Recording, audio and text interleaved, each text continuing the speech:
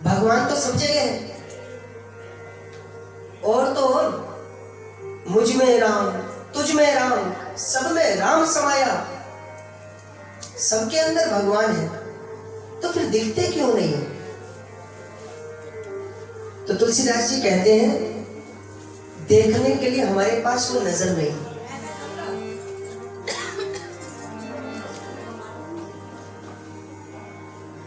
हमारे गुरुजी अक्सर एक बात कहा करते थे,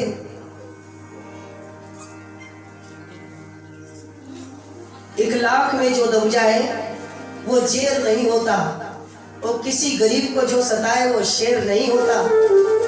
दरबारे इलाही से मायूस ना होना ए बंदे, क्योंकि इस दरबार में देर तो होती है पर अंधेर नहीं होता।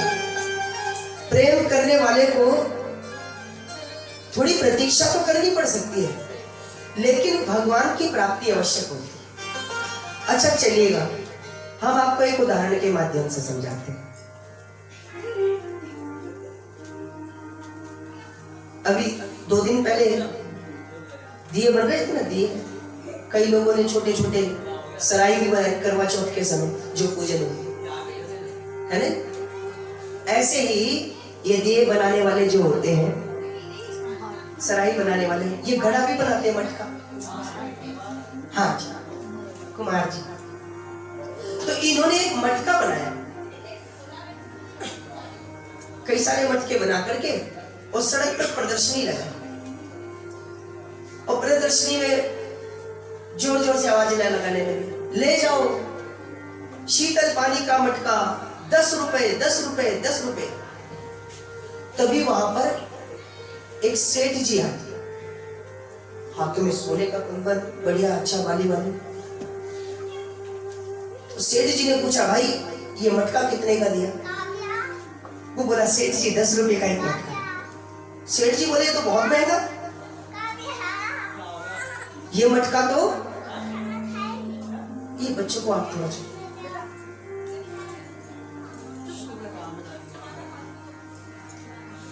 ये मटका बहुत महंगा है। तो कुम्हार ने कहा कि चलो ठीक है, 10 रुपए का नहीं तो 9 रुपए का सही, आप 9 रुपए में लेना। सेठ जी बोले, भैया ये मटका अगर तुम 2 रुपए में दो तो हम ले जाए।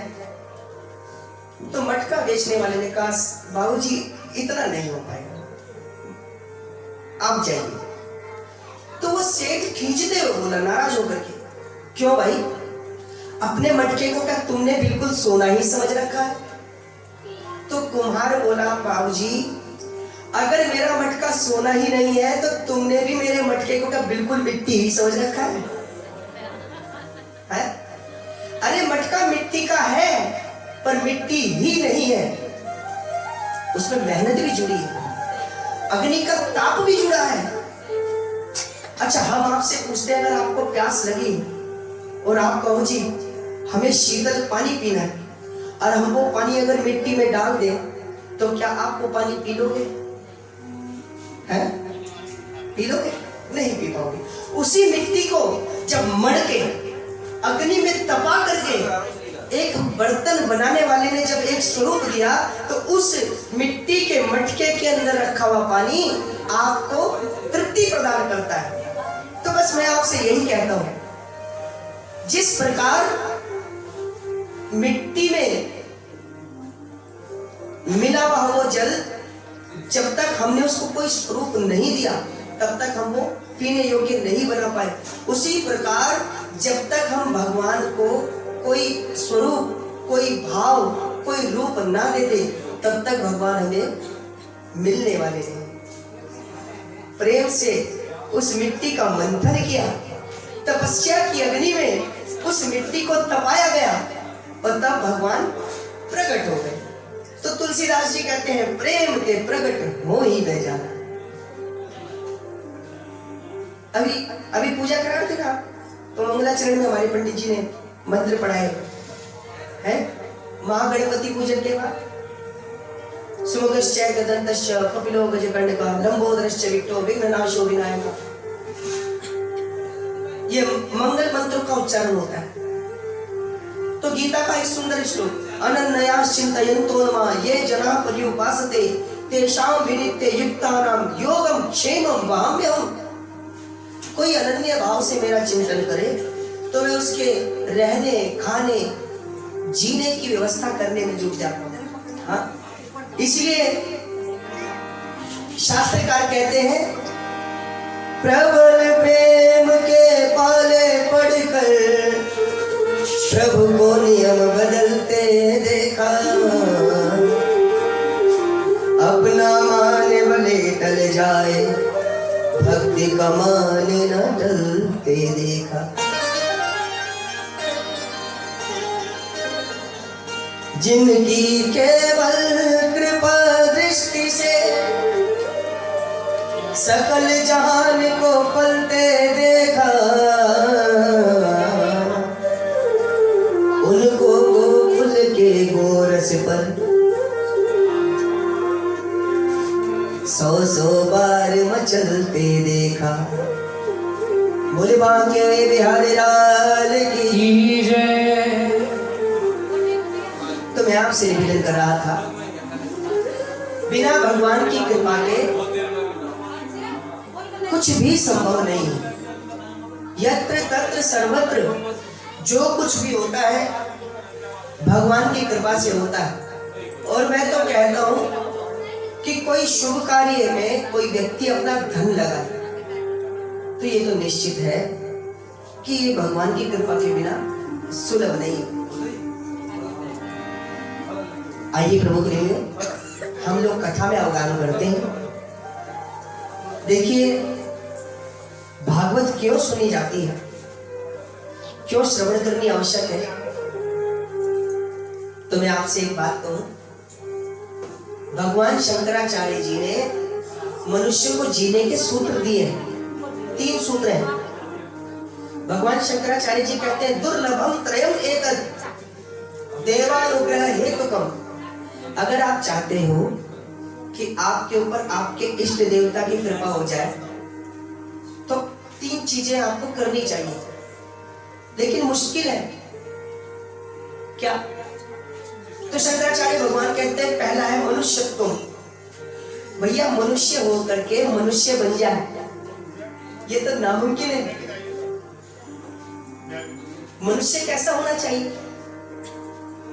जो किसी दूसरे को दुखी देखकर दुखी हो जाए और सुखी देखकर सुखी हो जाए। क्या आजकल ऐसा संभव है? नामुमकिन। इसलिए वेद बार बार कहते हैं, हे मनुष्य तू मनुर्भव, तू मनुष्य बन। कभी किसी शास्त्र ने कहा है, हे जानवर जानवर भव। कहना ही नहीं पड़ता। जानवर तो जानवर की तरह व्यवहार पहले ही करता है।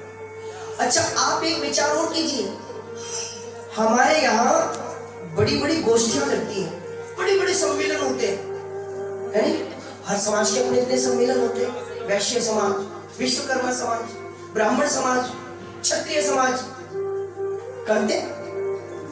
हम बड़ी बड़ी गोष्ठियां करते हैं, बड़े बड़े सम्मेलन करते हैं और उसमें बैठकर एक दूसरे को ज्ञान बांटते हैं। बांटते कि नहीं? अच्छा, आपने कभी देखा कि कहीं पर भैंसों की मीटिंग हो रही हो? सुनिए, आपने देखा हो कहीं पर 4 हाथियों ने मीटिंग लगा रखी हो? ये हमारे बौद्धिक पतन की निशानी है। जानवरों को सत्संग की आवश्यकता नहीं पड़ती, और सत्संग में अगर कोई जानवर आ भी जाए तो हम उसको भगा देते हैं।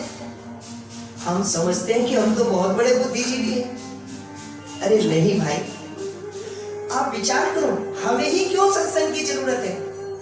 इसका भी कारण है। अच्छा, हम एक प्रश्न और करते हैं।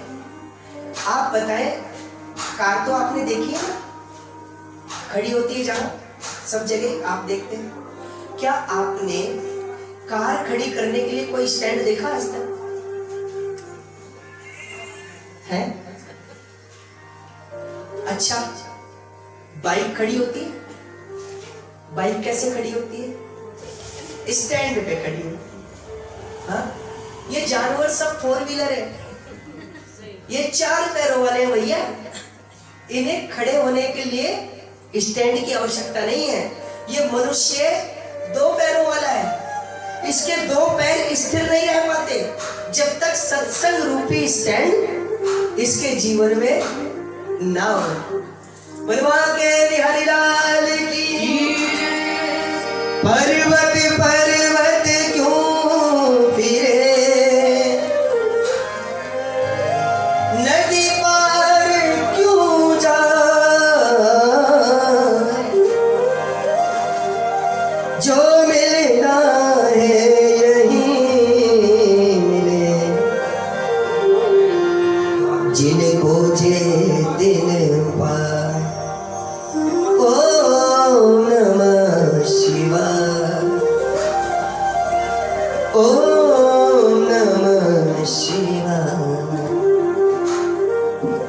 तो मैं आपसे निवेदन कर रहा था, ये भागवत क्यों सुनी जाती है? देखिए, जीवन में कई प्रकार की समस्याएं होती हैं। हर समस्या का समाधान हम कर ले ये तो नामुमकिन है। कर लेंगे? है नहीं? कई बार तो किसी किसी का जीवन ही समस्या में गुजर जाता है, तो उस समस्या को, समस्या होते हुए भी हम समस्या ना समझें, इसलिए भागवत सुनी जाती है, और कोई कारण नहीं है। अच्छा, हम आपसे पूछते हैं, हमारे ऊपर क्या समस्या? हम लोग अच्छे घर में रहते हैं, अच्छा खाते हैं, भगवान की कृपा है 2 वक्त की रोटी भी खा रहे, अपने घर में अपने परिवार के साथ हैं। लेकिन श्री कृष्ण के जीवन के साथ आप विडंबना देखो। हमारे ठाकुर जी का जन्म पहरेदारों के बीच में हुआ, हाँ? और जन्म लेते ही अपने घर नहीं गए, विमाता के पास जाना पड़ा। और जब विमाता को उन्होंने अपनी माता स्वीकार किया, तो उनको पता लगा कि हमारी माता नहीं है। जिन ब्रजवासियों से उन्होंने प्रेम किया, आजीवन के लिए उनको त्यागना पड़ा, तो इससे बड़ी विडंबना क्या होगी? बनवा के बिहारी लाल की।